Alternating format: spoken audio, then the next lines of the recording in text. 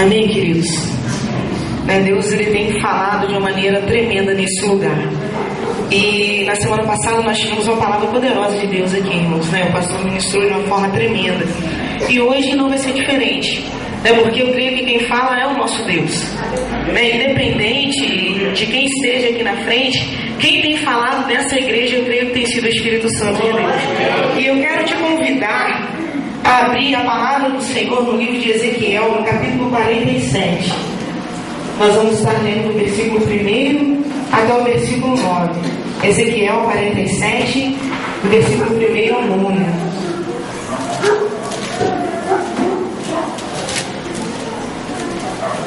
Ezequiel 47, versículo 1 ao 9. Amém, irmãos? Amém. Vamos ler. O homem levou-me de volta à entrada do templo, e vi água saindo de debaixo da soleira do templo, e indo para o leste, pois o templo estava voltado para o oriente. A água descia de debaixo do lado sul do templo, ao sul do altar. Ele então me levou para fora, pela porta norte, e conduziu-me pelo lado de fora, até a parte externa, que dá para o leste, e a água fluía do lado sul. O homem foi para o lado leste, com uma linha de medir na mão. Enquanto ia, mediu 500 metros, e levou-me pela água, que batia no tornozelo. Ele mediu mais 500 metros, e levou-me pela água, que chegava ao joelho. Mediu mais 500, e levou-me pela água, que batia na cintura. Mediu mais 500, mas agora era um rio que eu não conseguia atravessar, porque a água havia aumentado e era tão profunda que só se podia atravessar a nado. Era um rio que não se podia atravessar andando. Ele me perguntou: filho do homem, você vê isso? Levou-me então de volta à margem do rio. Quando ali cheguei, vi muitas árvores em cada lado do rio.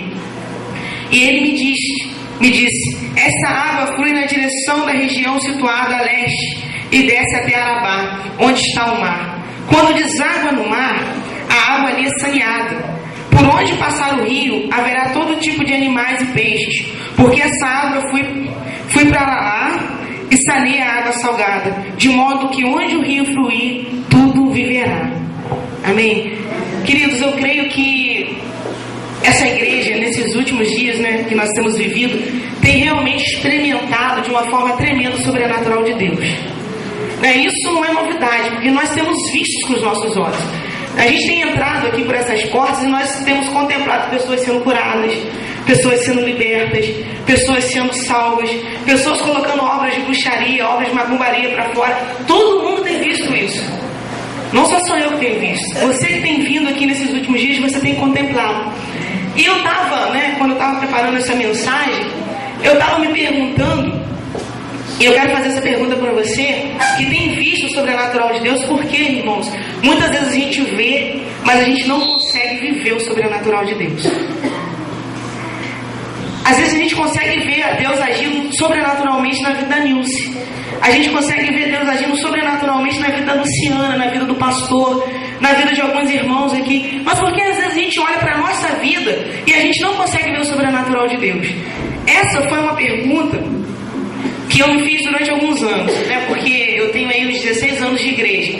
Mas não pense que nesses 16 anos de igreja eu sempre fui bênção assim, não. A gente deu bastante trabalho, eu dei bastante trabalho para o pastor Marcos também. E existiu uma época na minha vida que eu via Deus trabalhando, que eu via Deus fazendo na vida das pessoas, mas eu nunca via Deus fazendo nada na minha vida. E eu ficava me perguntando: por que Deus faz na vida de fulano? Por que Deus faz na vida de ciclano? Por que o irmão vai batizar no Espírito Santo? Por que o irmão tem dom de profecia? Por que o irmão tem isso? Por que o irmão é curado? E não acontece nada comigo. E eu entendi que para você viver o sobrenatural de Deus, ele precisa ser gerado dentro de você. Amém, aleluia. Você precisa gerar o sobrenatural de Deus na sua vida. João 4,14 diz assim: mas aquele que beber da água que eu lhe der, nunca terá sede, porque a água que eu lhe der se fará nele uma fonte de água que salte para a vida eterna. Queridos, não adianta a gente ter sede e não tomar água. Porque a única coisa que mata a nossa sede é a água. Não adianta você querer viver viver o sobrenatural de Deus na tua vida e você não experimentar da presença do Espírito Santo de Deus. A gente vai estar falando, né, pastor, durante as 7 semanas aí, sobre os símbolos do Espírito Santo. E a água é um desses símbolos. E a gente entende que é impossível haver vida se não tiver água. O cristão, ele não tem vida se ele não tiver o Espírito Santo na vida dele. Se ele não tiver a presença gloriosa do Espírito Santo na vida dele. Porque o Espírito Santo é a fonte de vida do cristão. Aleluia. O Espírito Santo é aquele que nos sara, é aquele que nos purifica, é aquele que nos santifica. Né? Porque Isaías 44, 3, versículo 4 diz assim: porque derramarei água sobre o sedento e rios sobre a terra seca. Derramarei o meu espírito sobre a tua posteridade e a minha bênção sobre os teus descendentes, e brotarão como a erva, como o salgueiro junto aos ribeiros de água. Jó, capítulo 14, versículo 7 ao 9 diz assim: há esperança para o ferido. Né? A Lagoinha canta: há esperança para o ferido, como árvore cortado, marcado pela dor. Ainda que na terra envelheça a raiz e no chão abandonado seu tronco morrer, há esperança pra você. Ao cheiro das águas brotará como planta nova, florescerá. Oh Deus, oh Jesus, aleluia, oh Jesus. É preciso ter a presença do Espírito Santo nas nossas vidas. É preciso. Esse texto de Jó é muito lindo, porque ele diz que ainda que na terra envelheça a raiz e no tronco sua planta morrer, há esperança para você. Ele diz assim: somente ao cheiro das águas, eu não preciso nada não, queridos. Somente se eu sentir o cheiro das águas, há vida, há esperança. Queridos, eu quero que você entenda o seguinte: para você gerar o sobrenatural de Deus, você precisa passar por alguns estágios que são importantes. Não adianta a gente querer ou estar com a vida de qualquer maneira hoje e amanhã querer que a plenitude do Espírito Santo de Deus venha sobre as nossas vidas. Tem um estágio. Tudo na vida do cristão é um processo. Cada dia a gente vai subindo um degrauzinho. Cada dia que nós temos de vitória é uma conquista que nós temos. Em cada momento que a gente se rende mais intimidade nós temos com o nosso Deus. Nesse livro, nesse capítulo de 47, de Ezequiel 47 que nós lemos, fala de uma visão tremenda, uma visão gloriosa que Deus deu a Ezequiel. Deus pega, porque fala: um homem me tomou pelas mãos. Deus pega na mão de Ezequiel, assim como pega nas nossas mãos, e fala assim: Ezequiel, vem cá que eu quero te mostrar uma coisa que você ainda não percebeu. Deus vai, tira aquele homem de dentro do templo, roda com ele, para com ele num lugar e fala assim: olha, você está vendo que debaixo do templo está fluindo uma água? Ele não tinha percebido aquilo. E diz que esse homem pega uma vara de medir na mão dele, mede 500 metros, vamos dizer assim, e ele vai segurando na mão de Ezequiel, vai andando com Ezequiel. Ezequiel percebe que a água está batendo no tornozelo dele. E eu estava lá em casa pensando, irmãos, uma coisa tremenda, né? Eu acho o mar lindo, maravilhoso, tremendo, mas eu tenho medo daquilo, irmãos. Aí quando a gente vai na praia, a gente vai só até a medida do tornozelo. Aí Deus estava falando no meu coração o seguinte: que às vezes nós temos medo de nos entregar ao Espírito Santo de Deus. A gente vê aquilo acontecendo, a gente acha lindo, maravilhoso Deus curar, a gente acha lindo, maravilhoso Deus batizar no Espírito Santo, a gente acha tremendo ver dons de profecia, dons de revelação, a gente acha lindo, mas a gente, quando é pra gente, aí a gente tem medo. Aí a gente fala assim: não, isso é para Pastor Marcos, isso é para Alessandro, isso é para irmão Albertinho, isso é para mim. Não, sabe por quê, irmão? Não é porque você não se acha merecedor, não, é porque você tem medo de experimentar algo novo do Espírito Santo de Deus na sua vida. Aí Deus pega e fala assim: Ezequiel, não tem problema, eu estou segurando na tua mão, vamos andar mais 500 metros.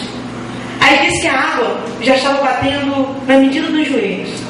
E Deus está falando no meu coração assim, olha, mesmo que ele esteja caminhando, se aprofundando, entrando no governo do Espírito Santo de Deus, ainda há um relacionamento de insegurança. Porque quando a gente vai na praia, vê se não é assim, quando a gente não sabe nadar, eu, por exemplo, no meu caso, né, a gente é gato escaldado. A gente vai até na medida do tornozelo, aí a gente começa com um pouquinho mais de confiança, batendo no joelho. Mas aí a gente já começa a olhar o movimento das águas, já começa a ficar assustado. Por quê? Até a medida do joelho você tem a situação, o controle da situação nas suas mãos. Você sabe que se acontecer alguma coisa diferente, você pode sair dali, que você está seguro. E às vezes a gente age com Deus da mesma maneira. E enquanto as coisas estão no seu controle, está beleza. Agora, é difícil colocar as coisas no controle de Deus. Ou no controle do Espírito Santo. Esse é um outro estágio que a gente vive. A gente vive um estágio de medo no relacionamento com Deus. E a gente vai se aprofundando no relacionamento e vive um estágio de insegurança. A gente fica inseguro com aquilo. A gente quer experimentar, mas a gente tem uma insegurança dentro do nosso coração. E vai dizendo que Deus continua segurando a mão daquele homem e diz o seguinte: vamos andar mais um pouco, vamos nos aprofundar mais um pouco. E diz que a água já começou a bater na cintura. Ele ainda tinha o controle das coisas na mão. Ele ainda tinha o controle da situação nas mãos dele. Mesmo que muitas vezes a gente vai se aprofundando no relacionamento com Deus, a gente tem, ou no relacionamento com o Espírito Santo, que é o que nós estamos falando aqui nessa noite, a gente tem que entender o seguinte: não adianta a gente querer ter o controle das coisas nas nossas mãos. O controle da situação tem que estar nas mãos. Sabe por quê? A Bíblia tudo bem nos garante que o Espírito é sujeito ao profeta. Mas e todas as vezes que a gente quer impedir a atuação do Espírito Santo de Deus, a gente consegue impedir. Às vezes o Espírito Santo de Deus quer agir na sua vida ou quer agir através da sua vida. Mas se você disser assim, eu não quero, ele não vai agir. Tanto que Deus, né, no Antigo Testamento, a gente vê assim, Deus chegando para muitas pessoas enfermas, perguntando assim, você quer ser curado? Porque se a pessoa dissesse, eu não quero ser curado, Deus não ia curar. Você está entendendo? Deus, ele nunca nos encosta na parede e nos força a algo. Não. Ele espera que você tenha a decisão. Deus, eu quero receber do Senhor. Agora, se você não quer receber do Senhor, você não vai receber. Aí eu entendo o seguinte: o sobrenatural de Deus vem sobre a vida daqueles que querem receber. Vem sobre a vida daqueles que querem. Agora, se você não quer, o meu Deus, o meu Espírito Santo é muito educado ao ponto de não invadir a tua vida. Deus dá um passo na nossa direção, dá, mas a gente precisa também dar um passo na direção dele. Porque não vai ser em todos os momentos que Deus vai, aliás, em momento nenhum Deus vai nos